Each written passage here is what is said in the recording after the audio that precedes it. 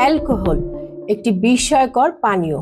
Alcohol যখন আমাদের মস্তিষ্কে পৌঁছায় তখন মস্তিষ্কের একটি অংশ উত্তেজিত হয়, যার ফলে আমরা মানসিক দুশ্চিন্তা ভুলে আনন্দ অনুভব করি। অ্যালকোহল গ্রহণের পর আমরা অনেক সময় পাগলামি করি, আবার কখনো কখনো আমরা পাগলামি উপভোগ করি। অ্যালকোহল অল্প পরিমাণে সেবনের ফলে মানসিক প্রশান্তি, দুঃখ, ক্লান্তি, ব্যথা থেকে মুক্তি দিলেও অতিরিক্ত পরিমাণে সেবনের ফলে মাতলামি, অস্থিরতা, এমনকি মৃত্যু পর্যন্ত হতে পারে। কারণ আমাদের মস্তিষ্কে প্রায় 200 মিলিয়ন নিউরন থাকে এবং কোনো কোনো সময় অ্যালকোহল প্রায় সবগুলি নিউরনকে প্রভাবিত করে। 1997 সালের 31শে আগস্ট প্রিন্সেস ডায়ানা ফ্রান্সের প্যারিসে একটি গাড়ি দুর্ঘটনায় মারা যান। প্রিন্সেস ডায়ানার গাড়ি চালক ছিলেন হেনরি পল। দুর্ঘটনার সময় তার রক্তে অ্যালকোহলের মাত্রা স্বাভাবিকের চেয়ে অনেক বেশি ছিল। বেখেয়ালি গল্পের আজকের এই ভিডিওতে আমরা মদ্যপান নিষিদ্ধ করার উপকারিতা ও অপকারিতা সম্পর্কে জানব। বিহার রাজ্যে 2016 সালে অ্যালকোহলের উপর নিষেধাজ্ঞা শুরু হয়। বিহারের জনতা দলের নেতা নীতিশ কুমার বলেছেন, মদের উপর যে নিষেধাজ্ঞা তা সফল হয়নি। সম্প্রতি মদের উপর নিষেধাজ্ঞা থাকা সত্ত্বেও বিহারে ট্রাক ড্রাইভার মদ খেয়ে গাড়ি চালিয়ে দুর্ঘটনা করেন। সেই দুর্ঘটনায় 8 জন মানুষের প্রাণ চলে যায়। আজকে আমরা জানবো অ্যালকোহলের নিষেধাজ্ঞা কি একটি সমাধান, নাকি এটি আরো বেশি সমস্যার জন্ম দেয়। ভারতীয় সংবিধানে মদের উপর অনুচ্ছেদ 47-এ নিষেধাজ্ঞা রয়েছে। ভারতের সংবিধানের অনুচ্ছেদ 47 হলো একটি নির্দেশমূলক নীতি, যার উদ্দেশ্য জনস্বাস্থ্যের উন্নতি করা, জীবনযাত্রার মান বৃদ্ধি করা এবং পুষ্টির স্তর বৃদ্ধি করা।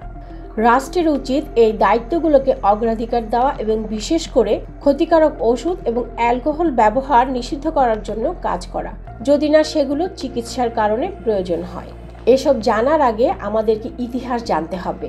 যে সকল জায়গায় নিষেধাজ্ঞা চালু করা হয়েছে সেগুলি কি সফল হয়েছে কিনা। সবচেয়ে বড় উদাহরণ হলো আমেরিকা। আমেরিকায় প্রায় 100 বছর আগে অ্যালকোহলের সম্পূর্ণ নিষেধাজ্ঞা চালু হয়েছিল।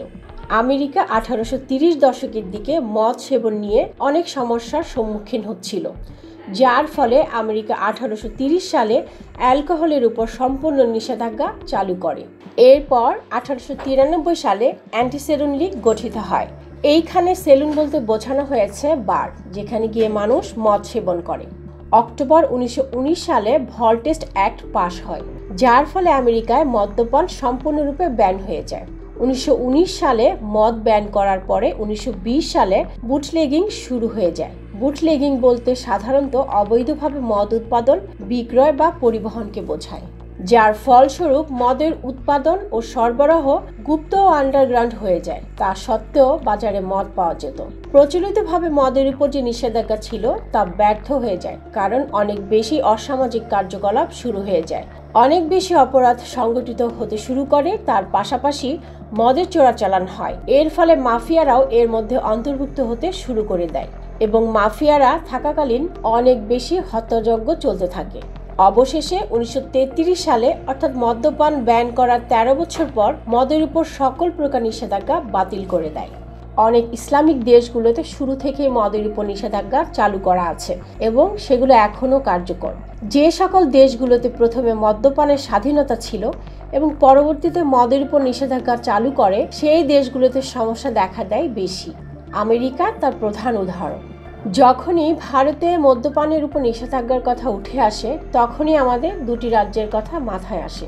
একটি রাজ্য হলো গুজরাট। গুজরাটে 1960 সালের দিকে মদ্যপানের উপর নিষেধাজ্ঞা চালু করে এবং এখনো চলমান। কিন্তু মদ্যপানের উপর নিষেধাজ্ঞা থাকা সত্ত্বেও অনৈতিকভাবে ক্রয় বিক্রয় হয়। আরেকটি রাজ্য হলো বিহার। বিহারে 2016 সাল থেকে মদের উপর নিষেধাজ্ঞা চালু করা হয় এবং এখনো চলমান। এর পাশাপাশি নাগাল্যান্ডে 1989 সালের দিকে মদের উপর নিষেধাজ্ঞা চালু করে এবং এখনো চলমান। এবং মিজোরাম ভারতের আরেকটি রাজ্য, যেখানে 1997 থেকে 2014 মদের উপর নিষেধাজ্ঞা ছিল এবং 2014 সালে আবারও মদ্যপানের উপর নিষেধাজ্ঞা চালু করে, যা এখনো চলমান। ভারতে এমন কয়েকটি রাজ্য আছে যেখানে মদের উপর নিষেধাজ্ঞা চালু করেছে, পরবর্তীতে এটি সফল হয়নি বিধায় মদের উপর থেকে নিষেধাজ্ঞা বাতিল করে দেয়। উদাহরণস্বরূপ হরিয়ানায় 1996 থেকে 1998 সাল পর্যন্ত নিষেধাজ্ঞা ছিল, কিন্তু পরবর্তীতে বাতিল করে দিয়েছে। তামিলনাড়ুতে 1952 থেকে 1971 সাল পর্যন্ত নিষেধাজ্ঞা ছিল। নিষেধাজ্ঞা কোনো সমাধান নয়, হয়তো সম্পূর্ণরূপে নিষেধাজ্ঞা করতে হবে অথবা আচরণ নিয়ন্ত্রণ করতে হবে। দেশের যে সকল নিয়ম নীতি রয়েছে তা কঠোর এবং কার্যকরভাবে পালন করতে হবে।